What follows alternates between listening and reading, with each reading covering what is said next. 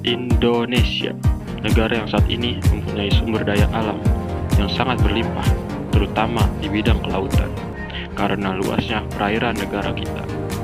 Di samping luas wilayah lautnya, terdapat perjuangan yang sangat besar yang dilakukan oleh seseorang terkait hal tersebut.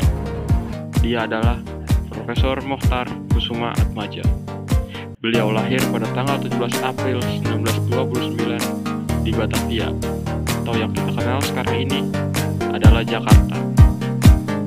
Dalam menempuh pendidikannya, Profesor Mochtar berhasil memperoleh gelar sarjana hukum di Universitas Indonesia pada tahun 1955 dan mendapatkan gelar Master of Law di Yale University, Amerika Serikat.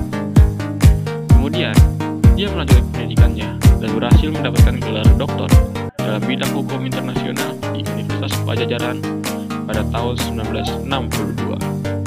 Profesor Mochtar ini mempunyai peran yang sangat penting dalam deklarasi Juanda karena konsepnya yaitu negara kepulauan tercantum di dalamnya.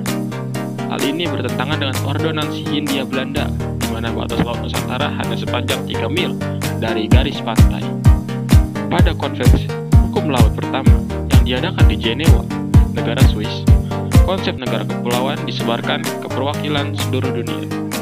Namun, konsep negara kepulauan ini ditentang oleh banyak negara-negara besar, seperti Amerika dan Australia. Bahkan, pihak Amerika melakukan aksi protes terkait perluasan wilayah tersebut, disusul dengan negara-negara Eropa lainnya. Penolakan yang sama juga terjadi pada konferensi hukum laut kedua yang diadakan di negara yang sama. Konsep ini kembali ditentang oleh banyak negara. Kemudian, dilakukanlah perubahan kecil dan memberikan nama perubahan tersebut konsep landas kontinental yang masih memiliki konsep negara kepulauan di dalamnya. Nah, pada tahun 1969, konsep ini diberikan kembali ke negara-negara lainnya, namun tidak mendapatkan penentangan seperti dua konvensi sebelumnya. Kemudian, dibentuklah tim teknis atas konsep tersebut, yang tugasnya adalah melakukan diplomasi ke berbagai negara tetangga. Pada tahun 1973, banyak negara yang baru merdeka kemudian mendesak PBB agar dilakukan konvensi hukum laut yang ketiga. Di samping itu, di tahun yang sama, wawasan Nusantara berhasil ditetapkan sebagai acuan pokok dalam gerak besar haluan negara.